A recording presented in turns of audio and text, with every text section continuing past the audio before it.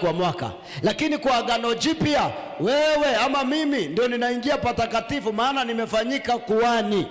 Biblia inasema nitawafanya makuhani na wafalme. Nimefanyika kuhani, kwa hivyo naweza ingia patakatifu pa patakatifu, niombe msamaha wa dhambi na Mungu akubali anisamehe. Bwana Yesu asifiwe sana. Maana ninaweza ingia patakatifu pa patakatifu. Na ndio unaona unahitaji kulinda moyo wako kuliko kila kitu unacholinda. Amen. Maana hapo ndio mahali ambapo unakutania na Mungu. Mungu anakujua kuliko tunavyokujua wewe. Mungu ananijua kuliko mnavyonijua mimi. Kwa hivyo patakatifu pa patakatifu ni sisi tunaingia, maana ni ndani ya mioyo yetu. Ndio Mungu anakaa ndani ya mioyo yetu.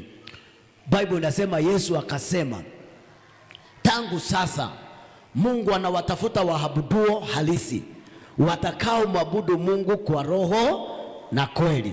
Anawatafuta tangu sasa.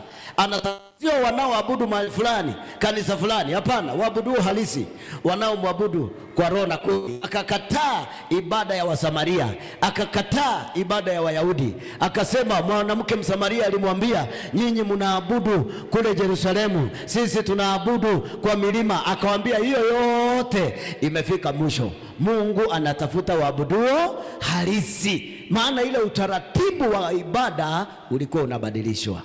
Sasa watu wakuje kumwabudu Bwana kwa roho na kweli. Bwana Yesu asifiwe sana. Hii ndio inatufanya tufikie kiwango ambacho nikisema wewe unajijua vizuri, na tunaposema urudi kwa Bwana, unajua ni wapi unahitaji kurudi kwa Bwana, ndio uimarishe agano lako na Mungu. Wokovu unafanyiwa kazi siku baada ya siku. Maana ukiishi katika maisha haya, kuna wakati mtu anatoka nje ya laini, kuna wakati mtu anakosea, kuna wakati mtu anatenda mambo yasiyo sawa, na wakati wa kurejea kwa Mungu ni wakati wa ibada kama hii. Bwana Yesu asifiwe sana. Bwana asifiwe sana. Kuna wakati wa kurejea kwa Mungu, kuna wakati wa kuachilia watu kutoka katika maisha yako, waondoke, watu uliowabeba, watu uliowachukia, watu uliyesema sitawaongelea tena. Watu kama hao ni wakati wa kuachilia, maana tunaingia patakatifu pa patakatifu kutoa dhabihu. Na Biblia inasema waliingia, kuhani aliingia kwa damu, akiwa na damu ya kunyunyiza. Bwana Yesu asifiwe sana. Bwana asifiwe. Mstari wa mwingine twende. Naona umelete. Lakini katika hema hiyo ya pili ndio kwa tumesoma hapo, lakini turudie. Kuhani mkuu huingia peke yake mara moja kila mwaka, wala si pasipo damu, atoayo kwa ajili ya nafsi yake na kwa dhambi walizozitenda hao watu bila kujua. Sasa hii dhambi bila kujua inakutaka kila mtu na itapeleka mtu jehanamu, maana ni dhambi. Ndio sababu alikuwa anatoa dhabihu. Hakuwa anatoa kwa sababu anajua watu wanatenda dhambi waendelee kutenda dhambi. Kuna dhambi ambao mtu anatenda bila kujua, na inaandikwa kuwa dhambi. Hii ndio ile nimesema ya Ayubu, wana wa Ayubu. Ayubu alikuwa anatoa dhabihu kwa dhambi ambayo huenda watoto wake wametenda bila hata wao wenyewe kujua. Na kuhani alikuwa anaingia kwake, maana kuhani hakupaswa kutenda dhambi, lakini pengine kuna dhambi hajui, ndio asipigwe. Alikuwa anaenda na ile damu aweze kunyunyiza kwa ajili ya dhambi ya watu wametenda bila kujua, na kwa ajili yake mwenyewe. Na ukiwa duniani haupasi kusema niko sawa siku zote. Bwana Yesu asifiwe sana. Amen. Ukiona Biblia inasema mtu yule anaona amesimama, aangalie sana asifanye nini? Asianguke. Mtu anaona, ukikuta mtu anasema mimi ndio nimeokoka vizuri. Tulikuwa na church fulani, kuna dini fulani ilikuwa inasemaga wao ndio injili kamili. Wao wanapenda. Baadaye walipigana vita, ikajulikana kila mahali hiyo ni kanisa ya vita. Lakini mbeleni walikuwa wakiomba, roho anashuka, miujiza inafanyika, mpaka wakajigamba wakasema sisi ndio injili kamili. Ndio huwa mimi nasema hata hapa CFF usisemage hapa ni safi, sema wewe ni msafi. Kanisa lingine ni baya, hii ndio safi. Wewe usituletee maneno. Hakuna kanisa safi. Kanisa safi ni wewe. Wewe ndio kanisa safi. Bwana Yesu asifiwe sana. Ukiwa umejielewa, wewe ndio kanisa safi. CFF sio safi, wewe ndio safi, na wewe ndio utafanya jina CFF iwe safi kama umekuwa safi. Lakini hatuna tofauti na Kenya Redeemed, hatuna tofauti na gani nyingine ziko hapa karibu. Kuna makanisa mengi hapa karibu. Hiyo makanisa zote ziko karibu, hatuna tofauti nao. Sisi tuko tofauti tu na makanisa ya madivina. Hiyo ndio tuko tofauti. Lakini kanisa zingine ambazo zinaabudu kama sisi tuko sawa na wao. Lakini wewe ndio unaweza fanya kanisa hili liwe nzuri sana. Wakati umeamua kukaa na mke wako, hujaacha mke wako uoe mke mwingine. Wakati umeamua kukaa kwa mume wako, hujatoroka, hujaacha mume. Wakati umeamua kuwa mwaminifu, ukawacha kufanya vituko. Wakati umeamua kutunza agano la Mungu ndani yako. Wakati umeamua kwamba mimi nitakuwa mwaminifu na nitatii Mungu katika maisha yangu. Kwa hivyo watu watasema mahali unaendaga ni kuzuri. Bwana asifiwe. Asubuhi wale walikuwa hapa ziniwaambia kuna mmoja tulikuwa tunaye hapa. Alafu anafuta sigara na ako hapa anatusupport hata kwa kazi ya Mungu. Hata alitujazia generator siku moja mafuta. Stima ilipotea na akatujazia mafuta. Na nikafurahi na nikampongeza. Nikamwambia ndugu, Mungu akuinue sana. Lakini ndugu mwingine hapa akaenda akakutana na yeye. Moshi inawaka hivi kama kichaka inachomeka. Akamuuliza, ndugu ni nini? Ndugu wako kwa mfuko anajaribu kufanya hivi mfuko. Kumbe ameweka sigara ikiwa na moto kwa mfuko. Sasa inamchoma. Anataka kuizima, anashindwa. Mwisho akamchoma. Akaamua kuivinya pamoja na nguo izimike kwa lazima. Na akayapa huyo ndugu kabisa sana. Bwana Yesu asifiwe sana. Lakini alikuwa anakuja, lakini hajaamua. Sasa mtu mwingine akimuona huko nje akifuta sigara, alafu aseme mimi ni wa CFF Kitengela Miriam's Road, hiyo kanisa ya watu watasema ni mzuri? Hawezi sema ni mzuri. Kwa hivyo nani atafanya kanisa ikuwe mzuri? Sema ni mimi. Si useme kwa sauti ya juu kama ujishuku. Kama unajishuku usiseme, sema pole pole. Kama ujishuku unasema pole pole. Nilifundishwa hiyo na bishop wangu zamani. Atifisi alipewa nyama, alikutana na nyama imeachwa barabarani. Sasa alikuwa anauliza ni ya nani, lakini anauliza kwa sauti ya juu sana, na fisi na nyama ni shida. Ni ya nani? Ikifika nyama anasema pole pole, hii nyama. Ni ya nani? Hii nyama. Ndio fisi zingine zisisikie anataja nyama, maana sitakuja. Alipoita mara 3 akasema hakuna mwenyewe, haina mwenyewe, akakula.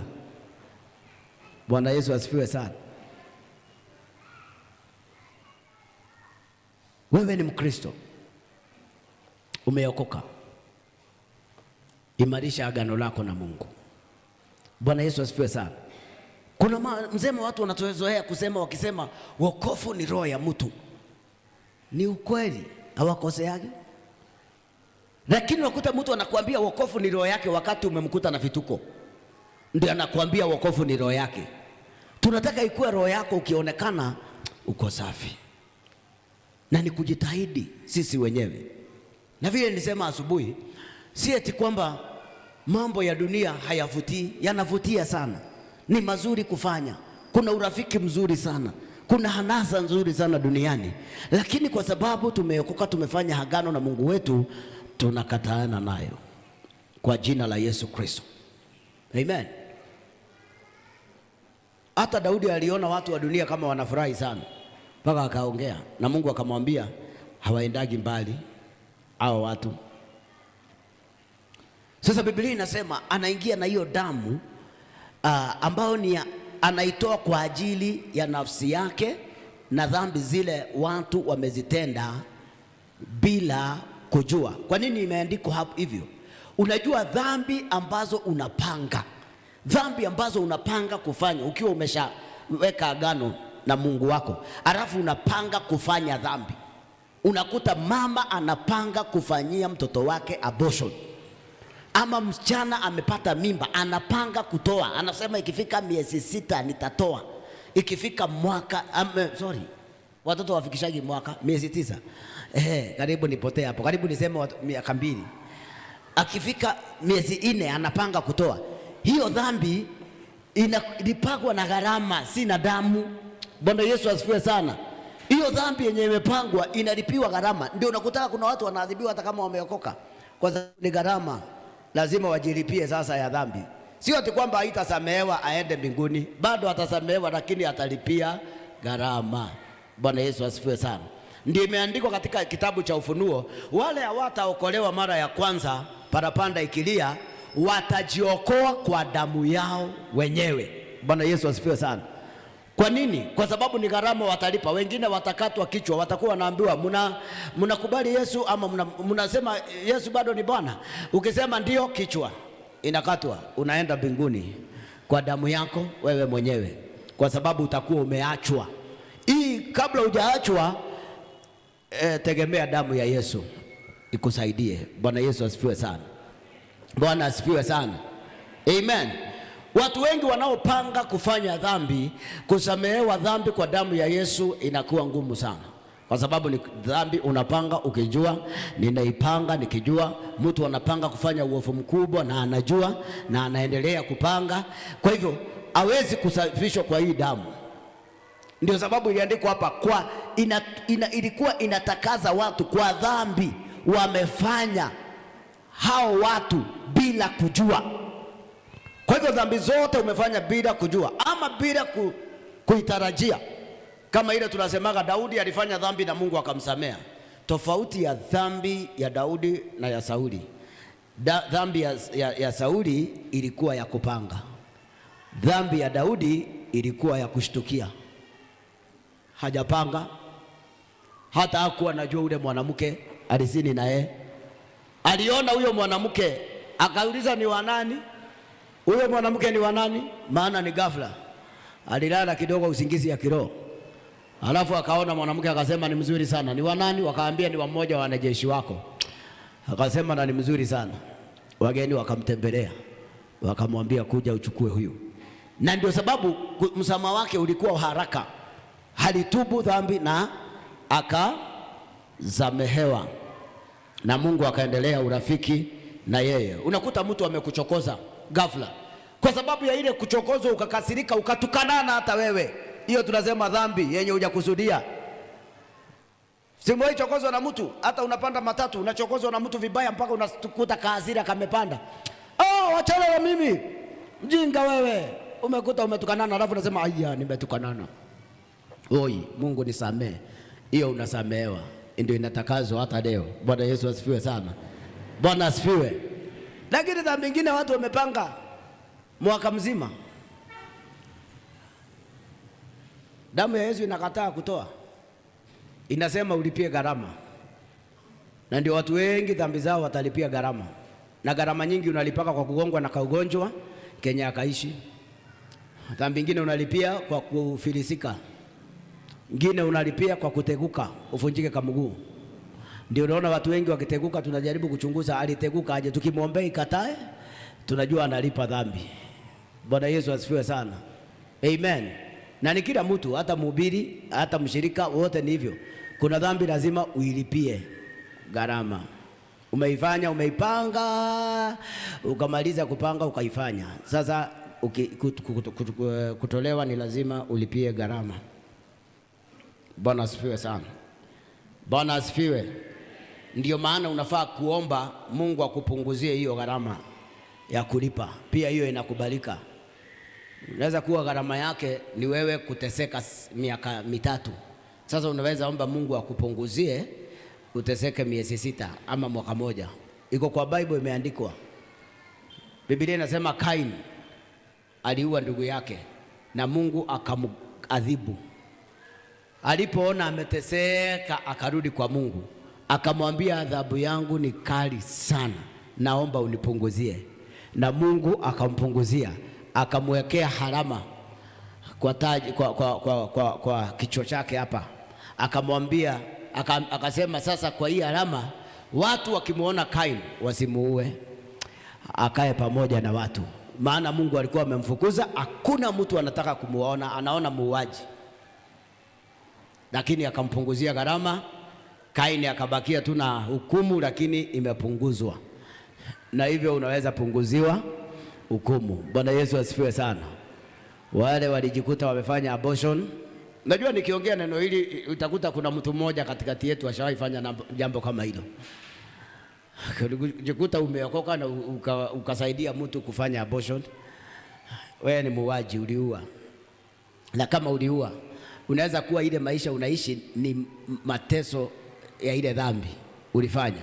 Sasa unamuomba Mungu, nipunguzie adhabu, nimeumia sana. Kuna msichana mmoja tulikuwa naye kanisani miaka ya zamani, alifanya abortion 3 kwa siri. Sasa ikafika mahali anataka mtoto, ilishindikana kabisa, ilishindikana kabisa. Alipata 3 akatoa watoto wakiwa wakubwa, lakini akataka sasa ya 4 apate, akang'ang'ana akashindwa. Ile kitu ilifanyika, wacha kuendelea kung'ang'ana, uterus ilienda ikatolewa, ikakuwa sasa hana. Bwana Yesu asifiwe sana.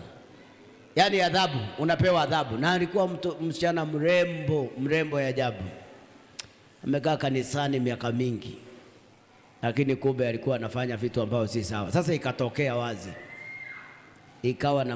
ikawa haibu kwa watu wengi kwamba huyu alifanya abortion mara sijui ngapi, sasa hawezi kuzaa kabisa, kila kitu imekuwa mbaya. Sasa ile ameolewa anataka mtoto, kakosekana. Ikabidi mume wake aache kanisa aoe bibi ya pili. Sasa na hakumfukuza, amemweka tu kwa nyumba yake, na yeye anakaa na bibi mwingine, ako na watoto. Sasa kama angekuwa amefanya hivyo, pengine angekaa tu na mume wake akimpenda, maana kuna wake wengi hawana watoto na wanapendwa sana na waume zao, na hana mtoto lakini anapendwa, maana hana historia ya vituko huko nyuma. Historia yake ni safi, ni tumbo tu limefungwa kama la Sara. Sara alipendwa kama ya Hana. Hana alipendwa mpaka mume wake anamwambia, mimi nakupenda, mimi ni zaidi ya watoto 10 kwako, kwa nini unahuzunika? Kwa sababu historia yake ni nzuri. Amen. Ni mwanamke mzuri, lakini ni tumbo tu limefungwa. Lakini historia yako inaweza kuwa mbaya. Historia ikiwa mbaya inaweza sababisha tunaweza ona vitu ambavyo sio sawa. Kwa hivyo kama uko na historia mbaya, badilisha.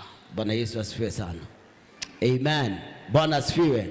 Ibada kama hii ni ya kutafakari agano lako na Mungu. Agano umeweka na Mungu. Maana wakati mwingi uko peke yako, unaweza kufanya unachotaka, lakini ndani ya moyo wako patakatifu ni wewe unaingiaga.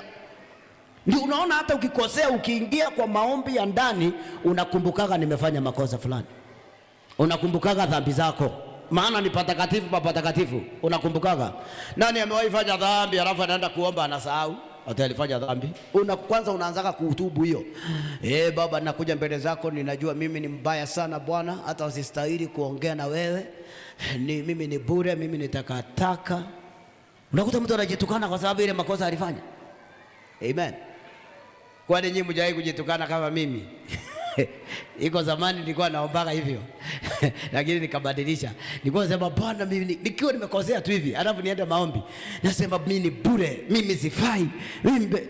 Kumbe shida ni ile kitu nimefanya ndio inafanya nifanye hivyo, niseme hivyo. Lakini wakati sijafanya makosa, ninataka na ujasiri kwa Bwana, naambia Bwana, mimi ni mtoto wako. Haleluya. Unitetee Bwana, watu wajue mimi ni wako. Lakini ukiwa umetenda kadhambi, iko mtu anakuwa na hiyo ujasiri hata kusema mimi ni wako. Unajuaga tu nini umefanya, unainama. Ndio unakutaka watu wengine wanaingia kanisa analia, unafikiri ni roho amejaa, kumbe analilia ile mahali alikuwa mpaka anajita pure. Mimi hata niliona mwingine akijipiga hivi, nafikiri ni roho inajazwa, kumbe anasema hii kichwa yangu hii pure kabisa. unajiuliza ilifanya nini kaenda kutenda. Unajua dhambi unatendaga alafu unajuta baada ya kumaliza. Si kila mtu anakuwa hivyo. Kama wewe yuko hivyo, wewe ni angel. Mtu anatendaga dhambi, unatoa ongo kwa polisi alafu unajuta. Unatoka shindwa shaitani. Zaidi umeshatoa. Bwana asifiwe sana. Unajaribu kukemea lakini tayari ushafanya nini? Ushafanya. Sasa ni wewe ujirekebishe. Bwana Yesu asifiwe sana. Na ibada kama hii ndio tunaimarisha agano letu na Mungu. Tunaambia Mungu, tumerudi kwako sasa. Tunaweka agano upya. Hivi Waisraeli walifanya mambo haya. Walikuwa wanafanya agano upya na Mungu. Yaani ni wana wa Mungu. Wewe ni mwana wa Mungu, lakini unafanya agano upya na Mungu. Unamwambia kuanzia leo ninafanya uamuzi mpya. Nasema nitakutii mahali fulani. Nitakutii kwa jambo fulani. Nitakuwa ninafika ibada mapema. Nitakuwa ninaomba kila usiku. Nitakuwa ninasoma neno lako kila wakati. Nitakuwa ninanena kila wakati kama vile unavyotaka. Bwana Yesu asifiwe sana. Unafanya agano upya. Amen. Na usipofanya agano upya, unazuia uwepo wa Mungu kuwa karibu na wewe. Bwana Yesu asifiwe sana. Amen. Bwana Yesu asifiwe. Sasa mwandishi anaendelea kusema, nipe mstari wa 8. Roho Mtakatifu akionyesha neno hili ya kwamba njia ya kupaingia patakatifu ilikuwa haijadhihirishwa bado, hapo hema ya kwanza ilipokuwa ingali ikisimama. Njia ya kupaingia patakatifu ilikuwa haijadhihirishwa bado, hapo hema ya kwanza ilipokuwa imesimama. Bwana Yesu asifiwe sana. Amen. Njia ya kupaingia patakatifu leo imedhihirishwa, maana hema iliondoka. Sasa leo tuna njia ambayo ni Kristo. Maana hema ya kwanza ilikuwa inazuia patakatifu. Maana Biblia inasema patakatifu pa patakatifu palikuwa nyuma ya ile hema. Bwana asifiwe. Kwa hivyo njia ilikuwa hakuna, haijadhihirishwa kwa watu wote, ilikuwa imedhihirishwa kwa kuhani mkuu peke yake. Lakini sasa baada ya hiyo hema kuondolewa, njia ikapatikana. Ndio wakati Yesu alikufa msalabani, Biblia inasema pasia la hekalu likapasuka vipande viwili, likafungua watu kuingia patakatifu pa patakatifu. Kwa hivyo unaweza kunena na Mungu, unaweza kuingia mbele za Mungu na Mungu akusikie. Bwana Yesu asifiwe sana. Toa huyu hapa, usiweke huyu hapa mlevi hapa mbele. Peleka huko nyuma kabisa. Usingoje niongee nikiwa live. Naka mlevi mbele ya yenye ninahubiri hapa. Huyu ataombewa huko nyuma. Amen. Patakatifu pa patakatifu. Kwa hivyo ibada kama hii si ya walevi saizi. Ibada hii ni ya wale wameokoka. Kwa hivyo hata mlevi akiwa ama mtu hajaokoka haruhusiwi kushiriki ibada hii. Bwana Yesu asifiwe sana. Yeye ni aokoke kwanza. Ndio hapa tuwezi ruhusu ati mtu hayuko sawa akaribia hapa. Hata tukijua yuko sawa tunakutoa hapa na tunakuweka nje. Hii ni ibada ya watakatifu, watu wenye wako na agano na Mungu. Na hata kama unajua maisha yako ni mabaya, usishiriki ibada hii. Ndio Bible inasema ibada hii inaletaka kifo kwa mtu hajasimama vizuri. Kama hujasimama vizuri, tubu kwanza. Uzuri inaruhusu watu wapewe muda wa kutubu. Uchukue muda useme, Bwana niko kwa ibada ya agano leo na ninatubu dhambi zote nimezifanya na ninaomba msamaha. Ukila mwili huu unapata uzima, unarejeshwa upya. Bwana Yesu asifiwe sana. Amen. Unajua wakati mwingine usipoelewa utafikiria mambo ya Mungu ni hivi hivi tu kawaida. Mambo ya Mungu si kawaida. Mungu ako serious na mambo yake. Ndio sababu alimtoa mwanae afe. Leo hata wewe ukiambiwa toa mtoto wako ule unapenda first born afe, si utapigana na hao watu sana? Ati mtoto wangu atolewe afe. Hiyo ni vita. Utasema afadhali mniue mimi kuliko kuua mtoto wangu. Lakini Yesu alitolewa na baba yake mwenyewe, akapeanwa afe. Na hata wakiwa naye msalabani, Yesu ako kule kwa msalaba na Mungu ako pale karibu na yeye, isipokuwa hakuonekana na watu. Akaona Yesu anakufa, akamwacha. Biblia inasema akalia, akasema Eloi Eloi lama sabakithani, Mungu wangu mbona umeniacha? Maana aliona Mungu akitoka akienda. Mungu alitoka akaenda, akamwacha afie dhambi. Maana Mungu hayuko, hana uhusiano na dhambi, na mtoto wake amechukua dhambi, akamwacha. Kama alimwacha mwanae wa pekee, wewe unaona mimi Mariga na wewe ndio ataungana na sisi tukiwa kwa dhambi? Hawezi. Kama alimwacha Yesu mwana wa pekee, sisi atatuacha? Hawezi kutuacha. Ndio Biblia inasema tutapataje kupona zipo ujali wokovu mkuu namna hii? Tutapataje kupona? Maana mwanae alimwacha akaondoka akaenda. Ndio unaona kanisani ni mahali pa kuwa makini, mahali pa kurudisha uhusiano na kuimarisha agano pamoja na Mungu wako. Kila wakati ukiingia unaangalia maisha yangu jinsi yalivyo, ili niendelee kuwa pamoja na Mungu milele. Anaingia kuhani mkuu, alikuwa anaingia patakatifu pamoja na damu. Damu ile ilikuwa inanyunyizwa pale patakatifu ili aweze kuombea watu. Baki tu kwa mstari huu tu ule tulikuwa. Anaombea watu ili wasamehewe dhambi. Ukiishi katika dunia utakuwa sana na watu, wakati mwingine unaweza kukasika. Ndio maana tunakuja, dhambi hizo tunazitendaga bila kukusudia, na zingine tunatenda bila kujua. Ndio inafanya tufanye ibada kama hii kila wakati, ili tuweze kuwa katika agano na Mungu milele. Bwana Yesu asifiwe sana. Dhambi zile zote unatenda bila kujua. Umejikuta umeongea uongo bila kutarajia. Unajua kuna mahali mtu anayekagwa kwa kona. Wazee wanajua hiyo na wamama. Unawekwa kwa kona. Unajua mzee wako ni kisirani, alafu ulichelewa kuja nyumbani na ulikuwa na rafiki yako akakupea story, ukakuta masaa imeenda. Umepitisha masaa ya kukuja nyumbani, mzee amekupigia simu, amekwambia ulikuwa umefika. Hata kama si simu umefika, anakuambia unatoka wapi saa hii?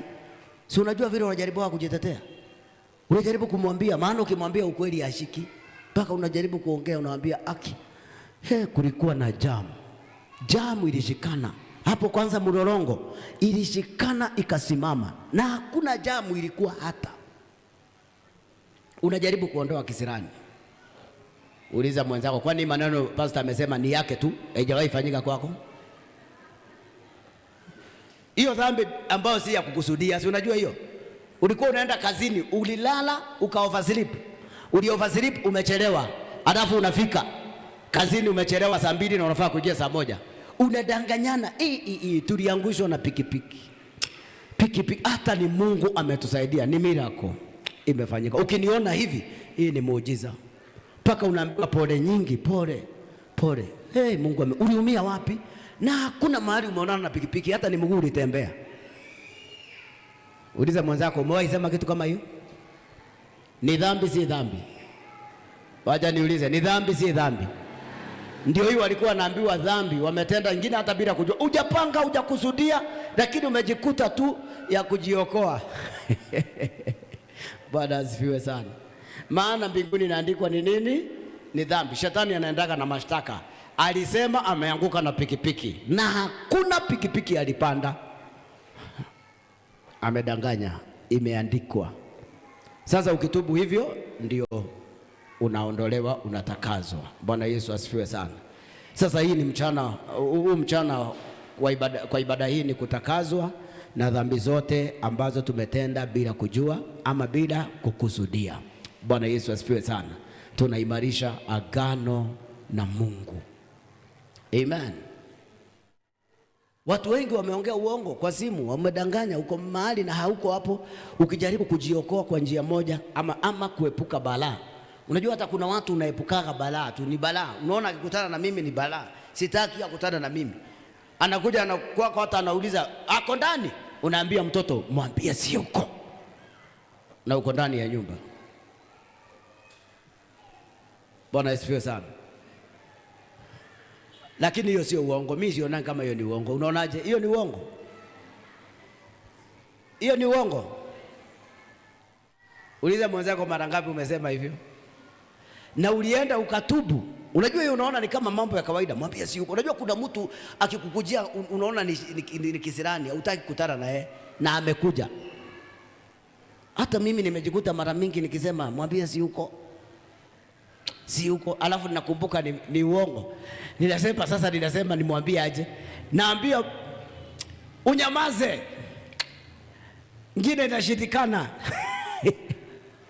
Utafanya nini? Na huyu mtu hutaki kukutana na yeye, unajua atakuja kukusumbua. Paka ninamwairisha, naambia mwambie tutaonana na yeye siku fulani. Napeleka mbali huko, na sio kila mmoja anaweza kuepa hivyo. Sasa mambo kama hayo ndio inafanya tufanye ibada kama hii, tutakazike. Bwana asifiwe sana. Amen. Bwana asifiwe.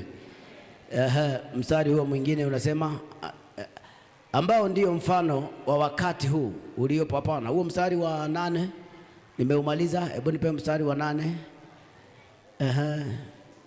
Sawa, tuende mstari wa 9. Ambao ndio mfano wa wakati huu uliopo sasa. Wakati huo sadaka na dhabihu zinatolewa zisizoweza kwa jinsi ya dhambi kumkamilisha mtu aabuduye, kwa kuwa ni sheria za jinsi ya mwili tu, vyakula na vinywaji na kunawa kwingine zilizoamriwa hata wakati wa matengenezo mapya. Nipatie 7:22 kitabu hicho tu. Basi kwa kadiri hii Yesu amekuwa mdhamini wa agano lililo bora zaidi. Yesu amekuwa mdhamini wa ibada wa agano lililo bora zaidi. Agano la kale lilikuwa linafanywa na damu ya mwanakondoo ambayo inahitaji kuchinjwa kila wakati, na hii kusaidia watu sana. Lakini Biblia inasema lakini Yesu amefanyika mdhamini wa agano lililo bora zaidi. Ndio hili tuko nalo, tumeokoka na tunatakazwa kwa damu ya mwana kondoo. Tunatakazwa kwa damu yake. Kwa hivyo tunaposonga mbele zake kuimarisha agano letu na yeye, tunakubalika kwa sababu amefanyika mdhamini wa agano lililo bora zaidi. Bwana asifiwe sana. Na leo ndio tuko mbele zake kwa sababu ni agano lililo bora zaidi, ni mdhamini wa agano lililo bora zaidi, ya kwamba kuna uhakika wa kurithi uzima wa milele ukiwa pamoja na Yesu. Ukinywa damu ya Yesu, ukiula mwili wa Yesu, una uhakika wa kurithi uzima wa milele. Ukikaa vizuri kwa Mungu, una uhakika huo. Katika agano lile makuhani walikuwa hawana agano lililo bora zaidi, maana hata wao wenyewe walikuwa wanaangamia. Wao wenyewe wakiingia vibaya wanakufa.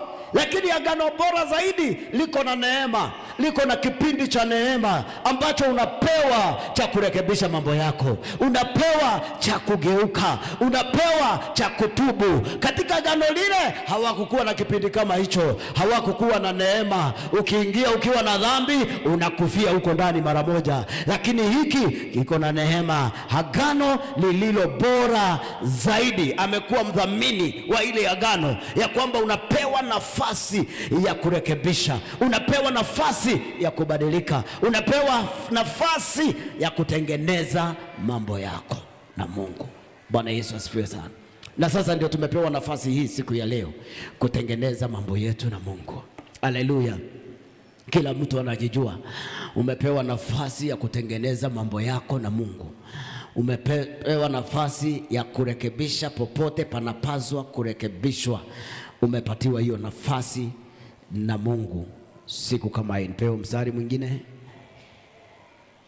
Tena wale waliofanywa makuhani wengi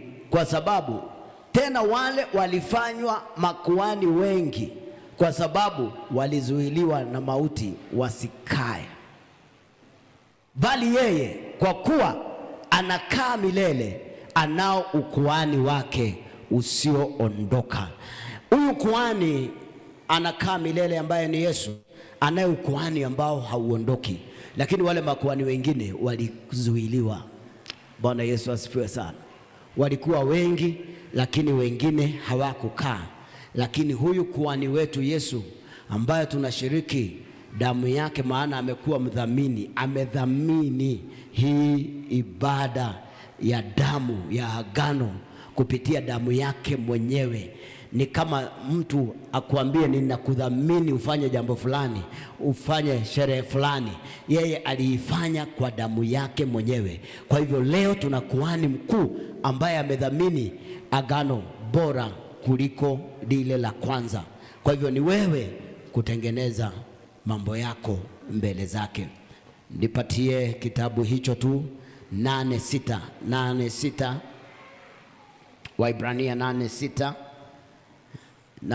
inasema, lakini sasa amepata huduma iliyo bora zaidi, kwa kadiri alivyo mjumbe wa agano lililo bora, lililoamriwa juu ya ahadi zilizo bora. Maana kama lile la kwanza lingalikuwa halina upungufu, nafsi isingalitafutwa kwa lile la pili. Nafasi, samahani hapo, rudi tu hapo, nirudi hapo. Nafasi isingelitafutwa kwa lile la pili. Sasa mapungufu ya agano la kwanza ndio ilifanya nafasi ya pili ikatafutwa kwa agano lisilo na mapungufu. Agano letu na Yesu halina mapungufu yoyote. Mapungufu ni wewe uwe nayo, lakini agano halina mapungufu. Yesu amesema ametuokoa kwa damu yake, hakuna mapungufu ndani yake. Hilo agano amelisimamia vizuri kwa damu yake. Kwa hivyo damu ya Yesu ina nguvu kutakasa, ina nguvu kubadilisha maisha ya mtu, ina nguvu kufanya uwe safi. Kwa hivyo majukumu ni yetu sisi kuimarisha hilo agano kwa kushiriki meza hiyo, kwa kushiriki damu hiyo, kwa kutembea pamoja na yeye, kwa kumwahidi ya kwamba tutaishi na wewe na kukaa vile unavyotaka. Maana agano hilo halina mapungufu. La kwanza lilikuwa na mapungufu mengi sana. Maana hata ule kuhani anaenda kuombea watu msamaha, hata yeye unakuta pengine yako na shida, anakufia huko ndani.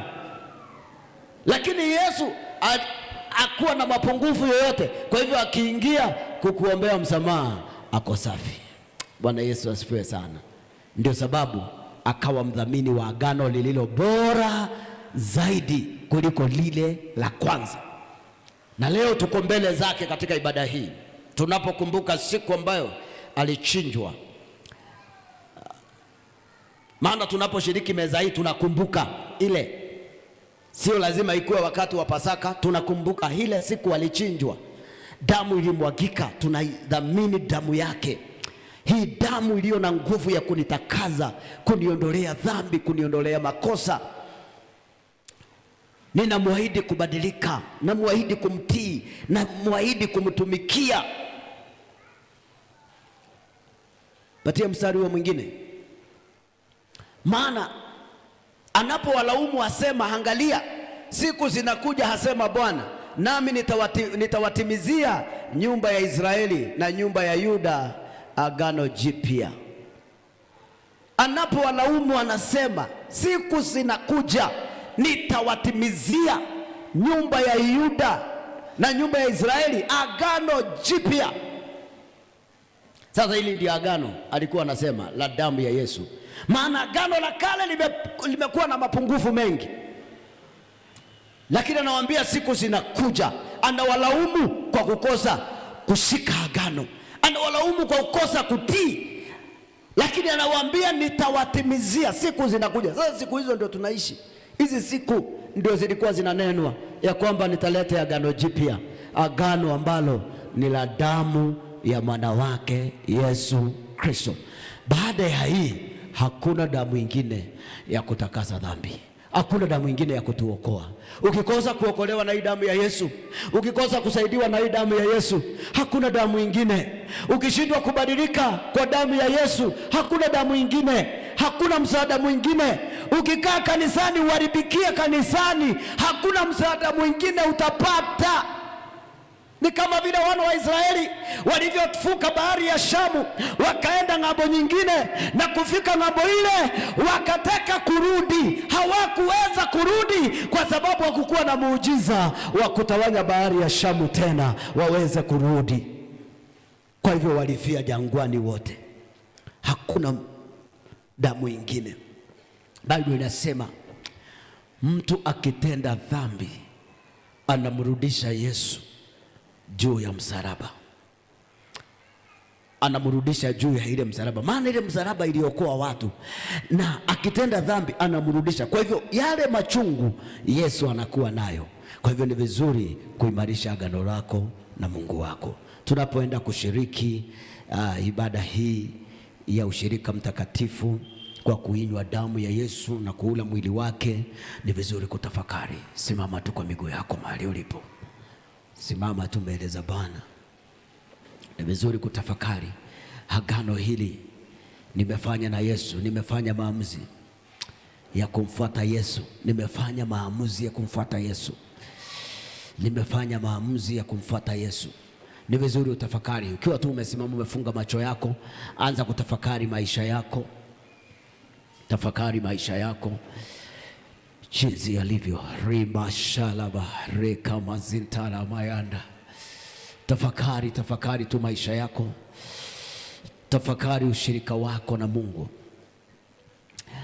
Ni wapi ambapo hujampendeza Mungu, na ni wapi unahitaji umpendeze Mungu zaidi?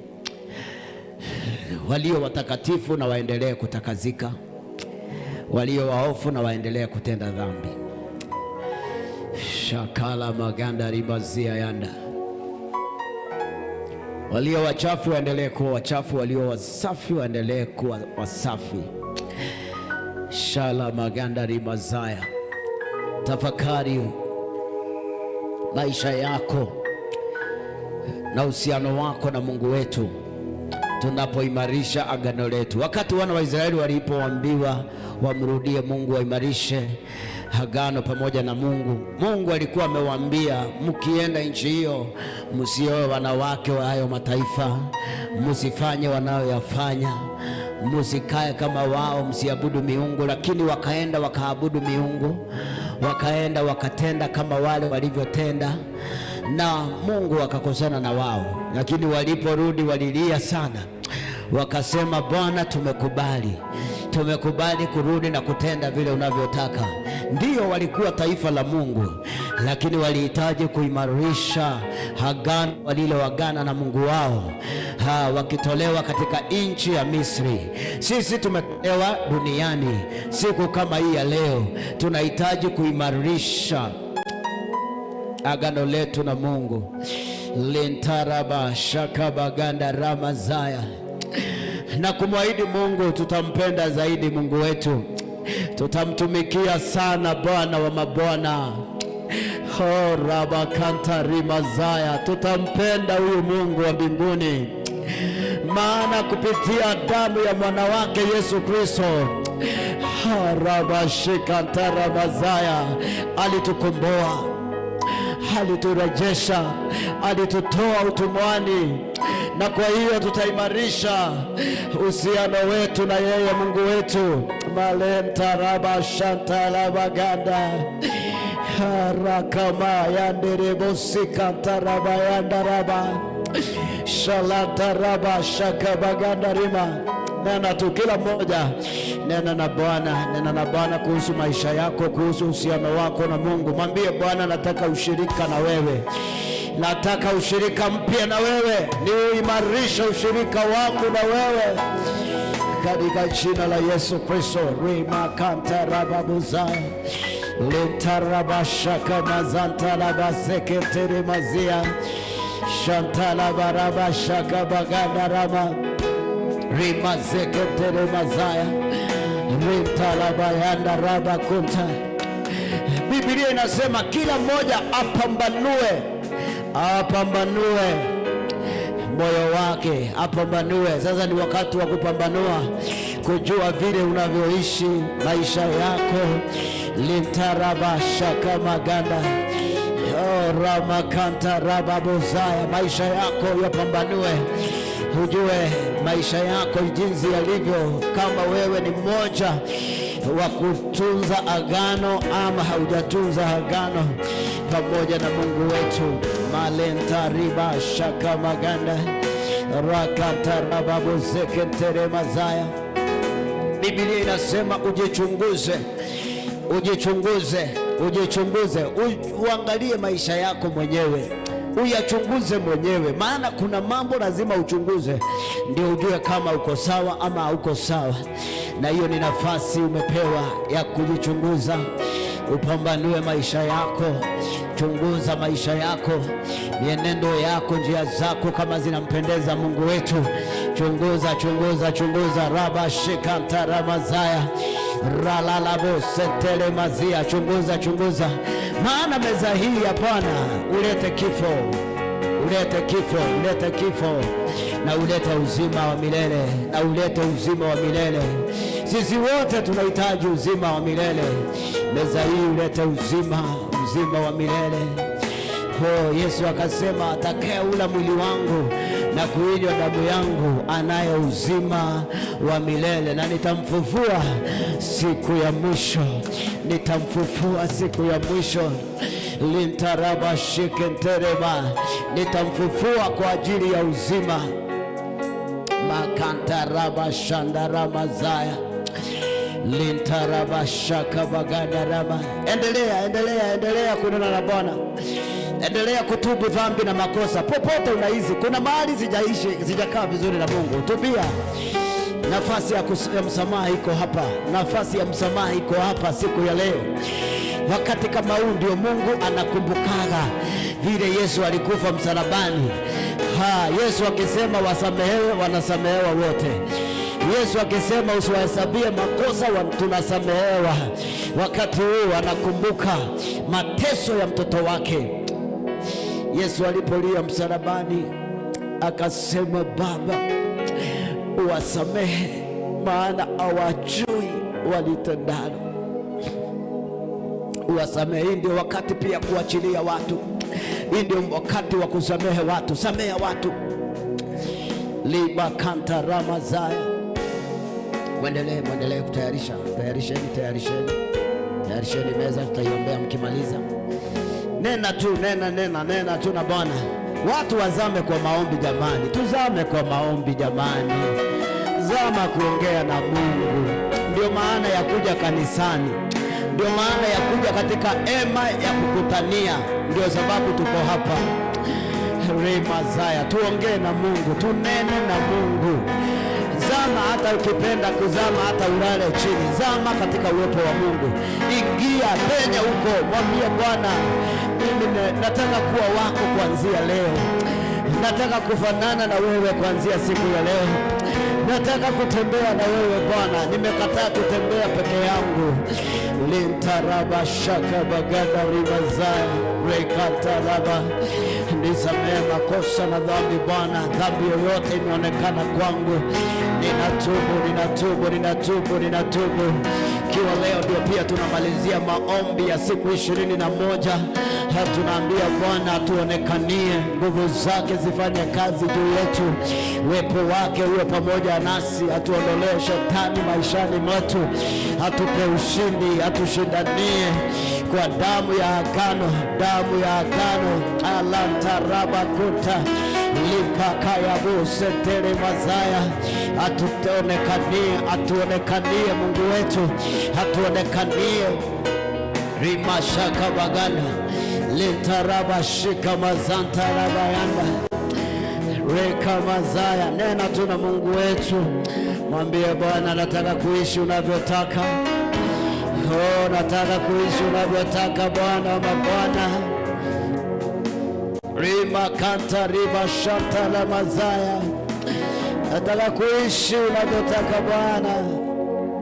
Nikupendeze maishani mwangu, nikupendeze maishani mwangu, nikupendeze maishani mwangu. Rimazaya aliwafanya makuhani na wafalme kwa kushika agano lake kweli kweli, akawafanya makuhani na wafalme. Naposhika agano la Mungu kweli kweli, tunafanyika makuhani wa kifalme.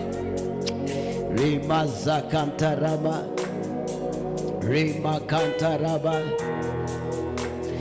rilanto riba shandarama zaya, shakala mazaya.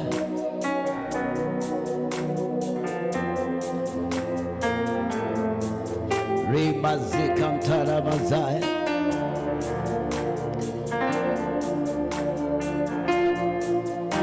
Tuwa tumesimama, nataka unisikilize.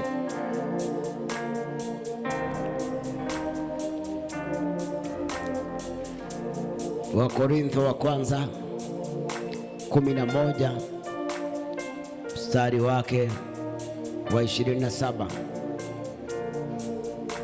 nasema hivi: basi kila aulaye mkate huo hao kukinywea kikombe hicho cha Bwana isivyo stahili atakuwa amejipatia hatia ya mwili na damu ya Bwana. Lakini mtu ajioji mwenyewe, na hivyo haule mkate na kukinywea kikombe. Hii ndio inawaondoa wasioamini kushiriki ibada kama hii.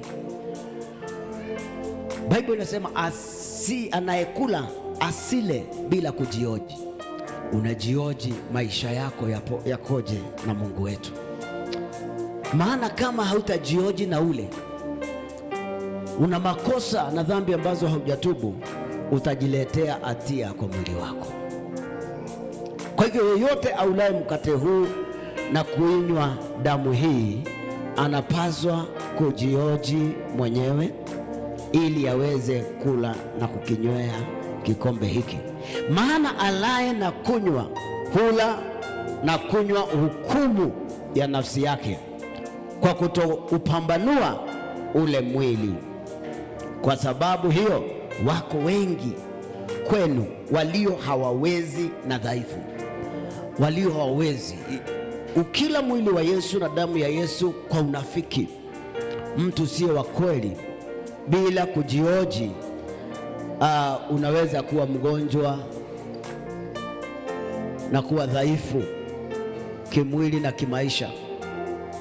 Na sisemi hivyo kwa kuwatia hofu, nasema hivyo kwa kuwaonya ya kwamba mwili wa Yesu na damu ya Yesu ina uzima na ina mauti.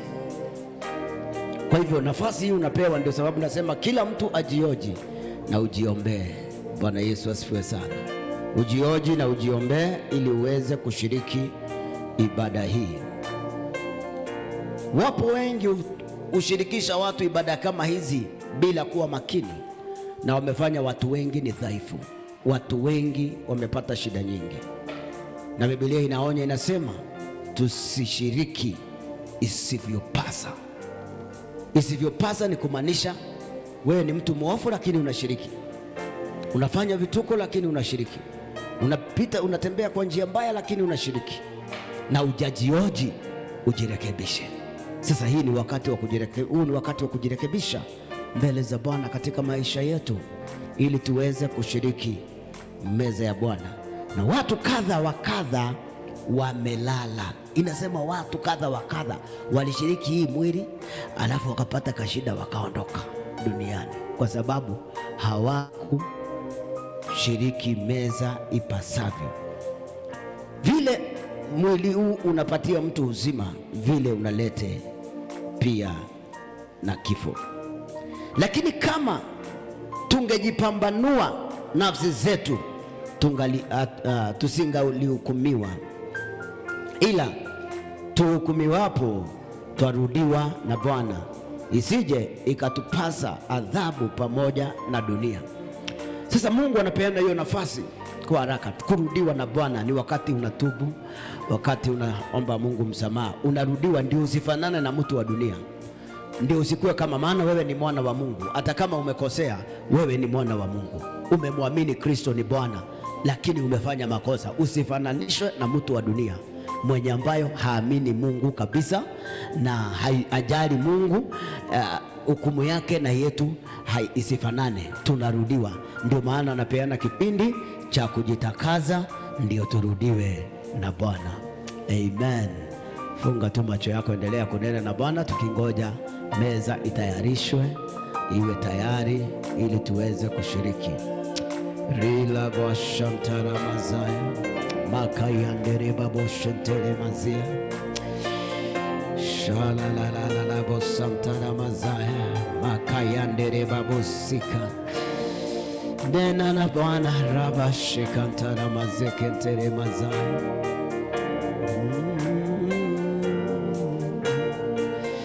Tunakuabudu ewe Bwana, mwamba wetu. Shikala mazikantara mazaya lintara babo sheke mazantara mazaya shikala babo sintere mazia ya daraba raba kontari bashantara mazaya. Tunajiachilia kwako mchana wa leo Bwana. Kila mmoja ajioje, kila mmoja ajioje, kila mmoja ajioje naposhiriki meza hii.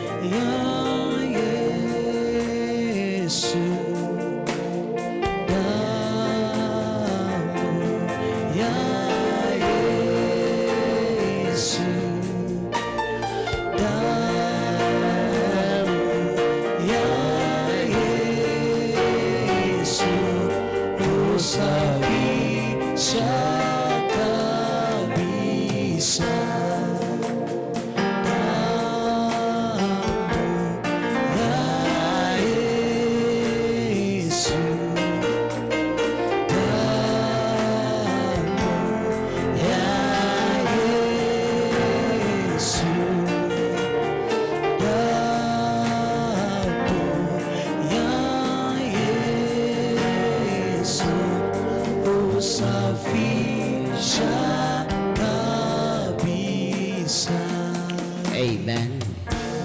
Iweni mikono, mwelekeze meza hii tunapoitakaza na kuibariki. Baba, katika jina la Yesu Kristo, ninatakaza meza hii na kuibariki. Itakazike. Mkate huu uwe mwili wako ulioharibiwa kwa ajili ya dhambi za wanadamu, na kinywaji hiki, maji haya ya mzabibu, yawe damu yako iliyomwagika kwa ajili yetu. Na kuanzia siku ya leo Bwana, tunaposhiriki ibada hii, tufanywe upya, agano letu liimarike na wewe, katika jina la Yesu Kristo. Wale wagonjwa wapone, maana kwa kupigwa kwako sisi tumepona. Wagonjwa wapone. Ulichubuliwa, uliharibiwa, uliteswa ili sisi tusiteswe. Wote wanaoshiriki meza hii waepukane na mateso mengi ambayo wamekutana nayo kwa wakati uliopita, katika jina la Yesu Kristo. Meza hii Bwana ikubalike tunapoishiriki mbele zako. Macho yako Yesu yatuangazie tunaposhiriki ibada hii. Malaika watakatifu wawe mahala hapa tunapokumbuka damu iliyomwagika na mwili ulioharibiwa kwa ajili yetu, mwili wa mwana wa Mungu. Mchana wa leo kila mmoja afanywe upya katika jina la Yesu Kristo. Tumeomba na kuamini. Amen. Amen. Kwa hivyo watumishi wengine mshike hiyo, mkae pande huu, wengine mshike mkate, muwe hapo mbele, watu watakuja kuchukua hapo mbele. Na watoto ambaye hawajajua mema na mabaya wasishiriki. Amen. Watoto wanashiriki ni wale wamefika kiwango cha kujua mema na mabaya. Kwa hivyo mtakuja, unachukua kikombe na unachukua mkate, alafu unangoja nikuelekeze vile tutakavyoshiriki. Kwa hivyo wa upande huu wachukue hapa na wa upande huu mwingine wachukue hapo. Haya, anzeni kuchukua sasa.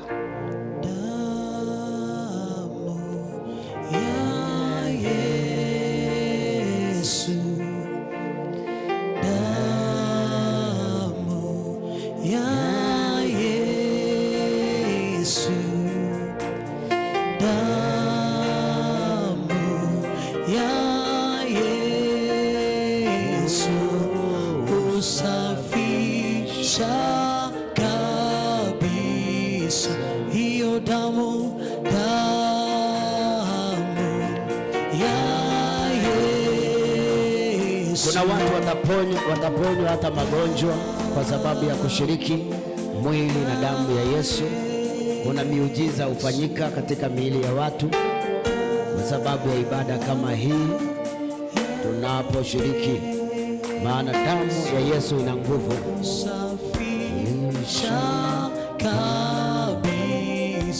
Hiyo damu ya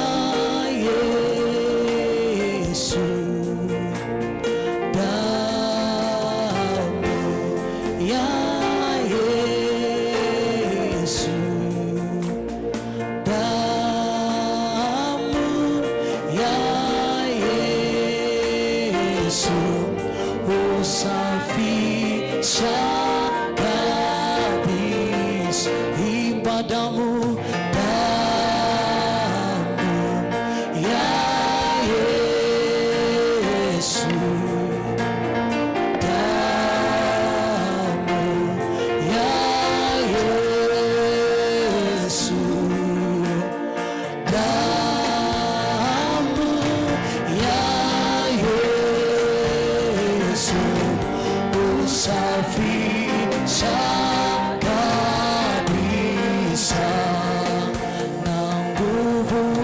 Shetani zimeshindwa na Yesu, na nguvu za Shetani zimeshindwa na Yesu, na nguvu za Shetani zimeshindwa na Yesu.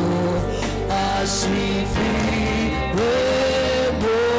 Mwokozi, na nguvu za Shetani zimeshindwa na Yesu, na nguvu za Shetani zimeshindwa na Yesu. Unaendelea na maombi tu, ukiwa umepokea unaendelea na maombi, unanena kile unataka Mungu akutendee, kile unataka Mungu akulinde. Endelea kunena tu ukiwa na kikombe hicho.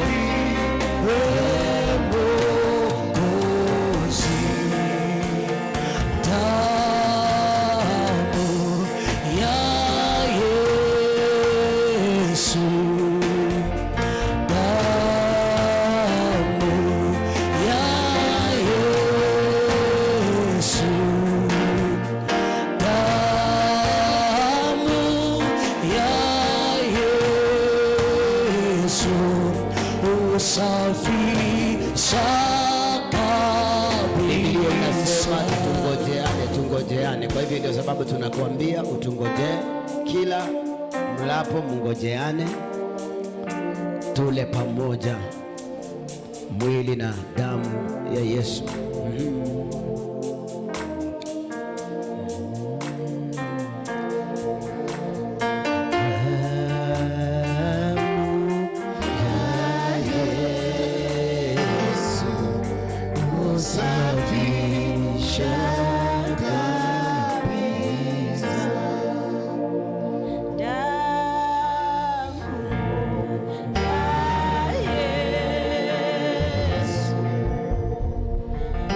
Watendakazi wote wako kule nyuma, mshiriki wote pewe nafasi.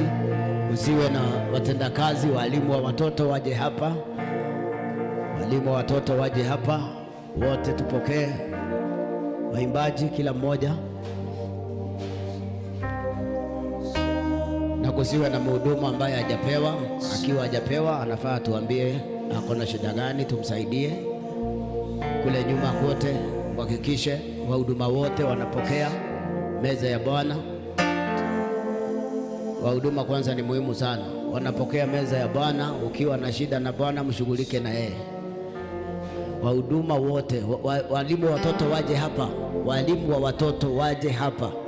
Wahuduma hatusemi samahani, anaweza tumia ashiriki ama azishiriki, tunasema ashiriki, ndio kama akai vizuri, Mungu amshughulikie haraka haraka. Wahuduma wote, Sunday school walimu wamefika? Sunday school walimu wanafanya nini? Wako wapi? Walimu wa Sunday school waje hapa, waache Sunday school kwanza, waje hapa, waje hapa. Walimu wa Sunday school waje hapa, watoke kwa Sunday school.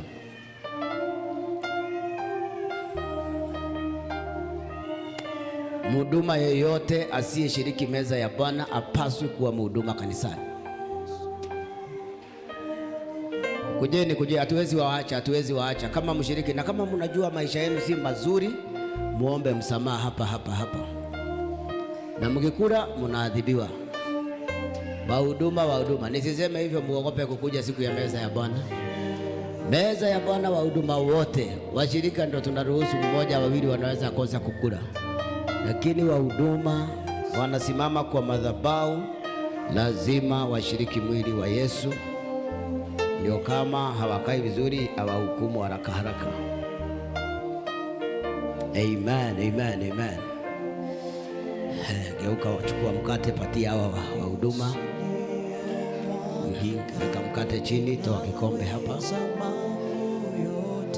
Damu ya Yesu iliyomwagika inaweza mambo yote. Damu ya Yesu iliyomwagika inaweza mambo yote. Damu ya Yesu iliyomwagika inaweza mambo yote. Damu ya Yesu iliyomwagika inaweza mambo yote. Damu ya Yesu iliyomwagika inaweza mambo yote. Damu ya Yesu iliyomwagika inaweza mambo yote. Niweke kitabu hicho cha Wakorintho wa kwanza, nipatie mstari wa 23. Mstari wa 23, hiyo 11, mstari wa 23.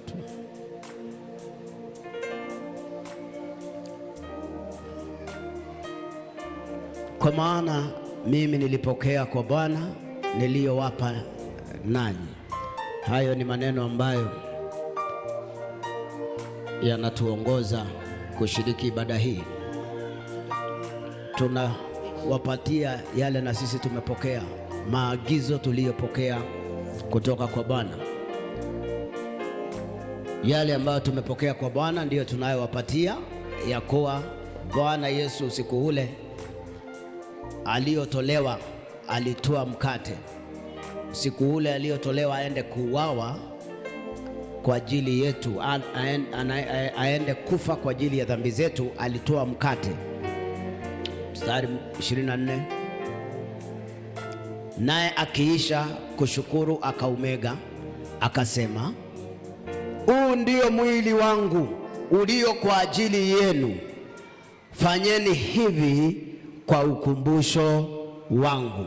Hayo ni maneno Yesu aliyesema, huu ndio mwili wangu unaotolewa kwa ajili yenu, fanyeni hivyo kwa ajili yangu. Nipatie mstari huo mwingine.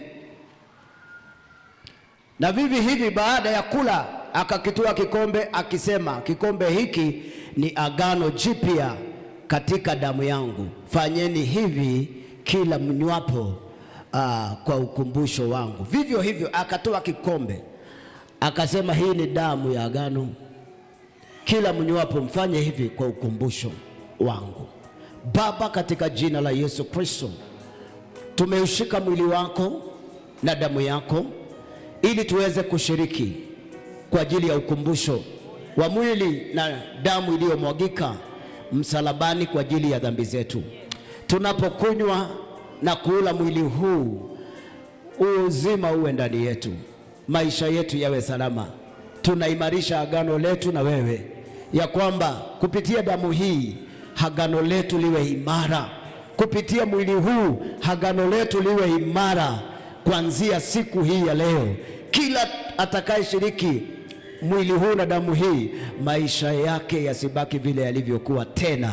Wagonjwa wapokee afya, wagonjwa wapone, watu walio na matatizo yaishe, watu ambao Bwana wana dhambi wasamehewe dhambi zao, watakazike katika jina la Yesu. Bwana, uwahurumie watu wako kama vile uliwahurumia msalabani, ukasema yote yamekwisha, na sasa yote yakwisha katika maisha ya watu wako, katika jina la Yesu Kristo. Ninakushukuru Bwana tunapokipokea kikombe hiki na mkate huu, kwa jina la Baba na la Mwana na la Roho Mtakatifu. Haya, kula mkate.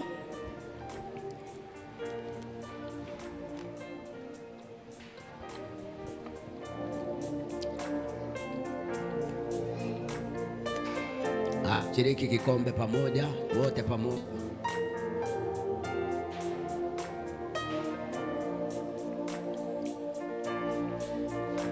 Sasa funga macho, mshukuru Bwana kwa ajili ya maisha yako, na mwambie asante kwa ukombozi na kwa uzima ambao sasa umeingia ndani yako.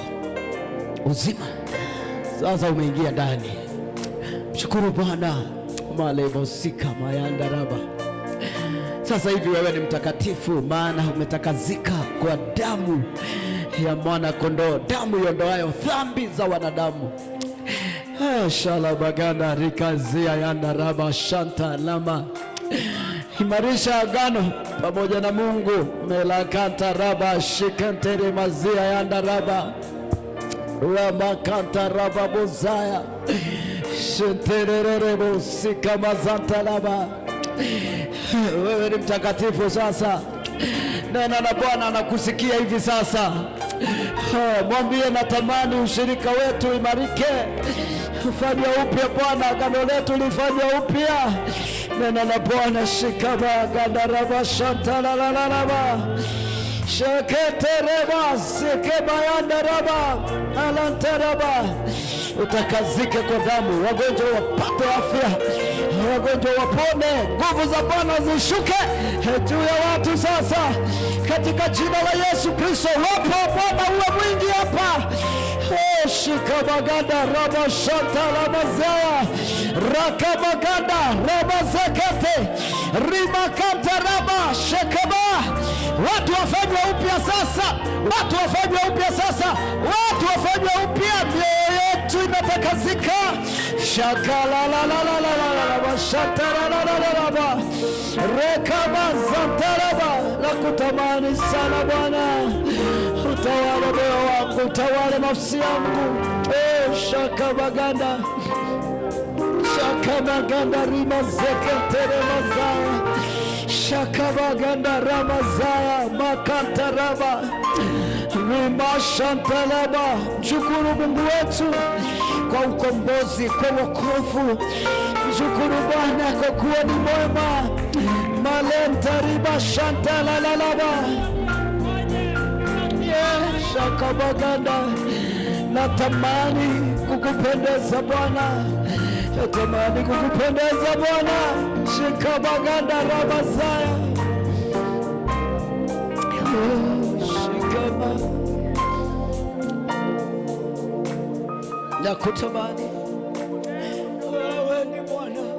Malakayantaraba shikalalabo senteri bazaya. Vizuri kutunza huo utakatifu, maana hakuna atakayemwona Mungu bila kuwa na huo utakatifu. Bwana, asante kwa kututakaza, asante kwa kututakaza Bwana, asante kwa kututakaza Bwana. Limakaya torobo sekentere mashantalalaba. Rakaba shantalalaba shekentere mazikayanda. Tutakaze Bwana.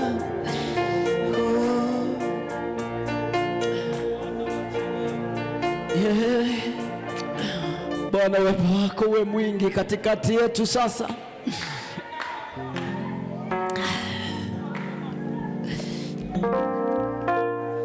Kila mtu aliye na ombi anataka Mungu amsaidie, amtetee, amuonekanie, ama anataka ushirika wake na Mungu imarike, aanze kuja mbele ya madhabahu.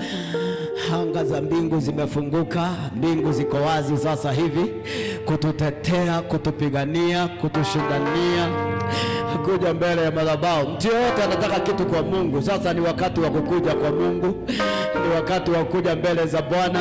Bwana atutetee. Naomba usifunge mtu kitambaa kama hajawezwa na nguvu za Bwana.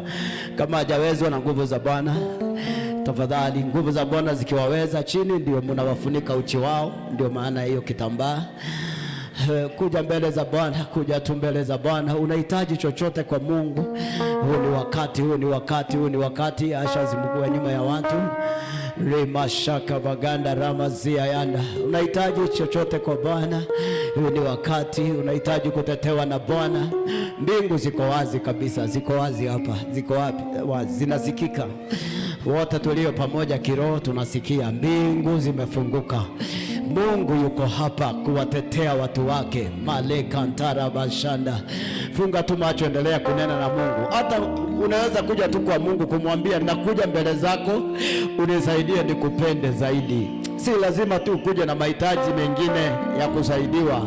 Hata ingine unaweza kuja unamwambia, Bwana, niko mbele zako, nisaidie nikutumikie zaidi kuliko vile nimekutumikia miaka iliyopita. Rimazaya, mbingu ziko wazi, mbingu ziko wazi. Inueni mikono mkiwa mmefunga macho yenu. Nguvu za Bwana ziko hapa, nguvu za Bwana ziko hapa. Raba shanta laba zika yanda. Rikama kantala bashata. Nguvu za Bwana ziko hapa. Ziko hapa kuwatetea, ziko hapa kuwatetea, ziko hapa kuwatetea. Bwana, ninaomba ushuke sasa kupitia Roho Mtakatifu. Bwana, naomba ushuke kupitia Roho Mtakatifu. Rekaba shantala mazika tarabayanda. Rekaba shantala bayanda rima kantarababoza. Nguvu za Bwana zishuke. Mshukiwe sasa. Mwanze kupokea nguvu za Bwana. Mwanze kupokea uwezo kutoka mbinguni katika jina la Yesu. Nguvu za kufanywa upya, kuimarika, mtetewe. Kila hitaji la moyo wenu lishughulikiwe. Kama ni ugonjwa, natangaza uponyaji katika jina la Yesu Kristo. Kama ni mahitaji yoyote unahitaji, upokee kwa jina la Yesu Kristo. Upokee. Kama ni milango unahitaji ifunguke, natangaza ifunguke sasa. Ifunguke, ifunguke, ifunguke, ifunguke. Ifunguke. Shakabagada rakamazeketele mazaya. Milango ifunguke, milango ifunguke. Kila kizuizi ambacho kimewekwa na adui ninakiondoa sasa, ninakiondoa sasa, ninakiondoa katika jina la Yesu.